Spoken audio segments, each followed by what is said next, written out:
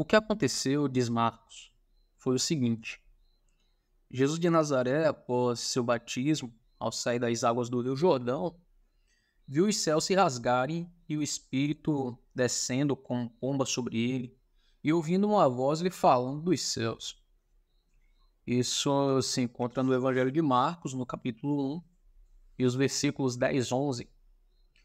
O poder de Deus exortou a desafiar as forças do mal, que nesse momento dominavam o mundo, e impeliu-o para o deserto, a fim de entrar em luta direta com as forças do mal. Marcos constrói a narrativa no início e no clímax, com episódios nos quais Satanás e suas forças demoníacas vingam-se de Deus, trabalhando para destruir Jesus. Começa descrevendo como o Espírito de Deus desceu sobre Jesus no batismo, e logo o Espírito o impeliu para o deserto, onde permaneceu 40 dias, sendo tentado por Satanás. Estava com as feras, mas os anjos o serviam. A partir daí, continua Marcos, mesmo depois de Jesus ter deixado o deserto e voltado ao convívio dos homens, os poderes do mal desafiaram-no e atacaram-no em todas as oportunidades. E eles os repeliu e venceu. Mateus e Lucas, escrevendo cerca de 10 ou 20 anos depois, adotaram e ampliaram esse cenário inicial, transformando-no em um drama das três tentações. Isso é, três confrontações cada vez mais intensas entre Satanás e o Espírito de Deus, que agia através de Jesus. Mostra Lucas que o demônio, derrotado nessas três primeiras tentativas para vencer Jesus, apartou-se dele até o momento oportuno.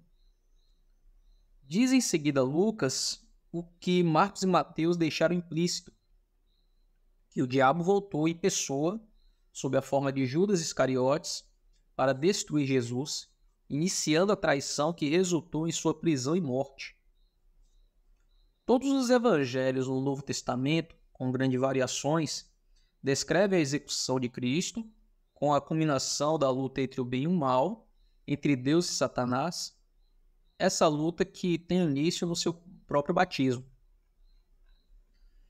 Satanás, embora pouco apareça no palco nesses relatos, ainda assim desempenha um papel fundamental no drama divino, pois os autores dos evangelhos compreenderam que a história que tinham para contar pouco sentido faria sem Satanás. Como, afinal de contas, poderia alguém alegar que um homem traído por um de seus próprios discípulos e brutalmente executado sob a acusação de traição contra Roma não era, mas ainda é, o Messias enviado por Deus, a menos que sua captura e morte fossem, como insistente os evangelhos, não uma derrota final, mas apenas uma escaramuça preliminar em um vasto conflito cósmico que envolvia o universo.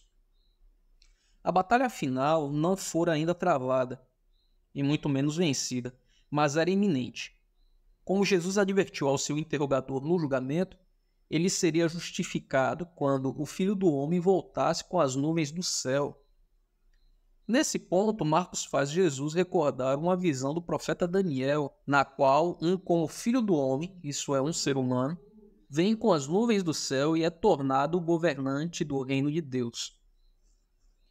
Muitos dos contemporâneos de Marcos teriam interpretado a profecia de Daniel como prevendo a vinda de um conquistador que derrotaria os governantes estrangeiros de Israel. Embora à primeira vista o Evangelho de Marcos possa parecer biografia histórica, a questão não é tão simples assim, pois ele não pretendia escrever história, como acontecia com Joséfo, sobretudo para convencer pessoas da exatidão de sua descrição de fatos recentes e torná-las compreensíveis em nível humano. Em vez disso, ele queria mostrar o que esses fatos significavam para o futuro do mundo, ou, em jargão erudito, escatologicamente falando. Marcos e seus colegas fundiram uma forma biográfica com temas de conflito sobrenatural, tomados de empréstimo da literatura apocalíptica judaica, para criar um novo tipo de narrativa. Esses evangelhos transmitem a convicção profunda de seus autores de que a execução de Jesus, que parecera sinalizar a vitória das forças do mal, anunciava, na verdade, sua aniquilação total e asseguraria a vitória final de Deus. Um grande número de cristãos de pensamento liberal preferiu ignorar a presença de anjos e demônios no Evangelho.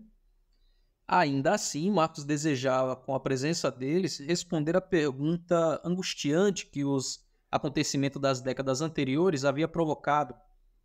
De que maneira podia Deus permitir tal morte e destruição? Para Marcos e seus colegas, a questão da justiça divina envolvia, acima de tudo, a questão da violência humana. Os autores dos evangelhos queriam localizar e identificar as formas especificadas mediante as quais as forças do mal agiam através de certas pessoas para produzir destruição violenta e, acima de tudo, nas palavras de Mateus, o sangue do justo derramado sobre a terra, desde o sangue do justo Abel até o sangue de Zacarias, filho de Baraquias, violência tipificada na execução de Jesus, que Mateus vê como a culminação de todo o mal. O tema da guerra cósmica servia principalmente para interpretar relacionamentos humanos, em especial o conflito humano demais, sob forma sobrenatural. A figura de Satanás tornou-se, entre outras coisas, uma maneira de caracterizar nossos inimigos reais como corporificação das forças transcendentes. Para muitos leitores do Evangelho desde o século I, a oposição temática entre o Espírito de Deus e o Espírito de Satanás confirmavam o que diziam os discípulos de Jesus e endemoniavam seus inimigos.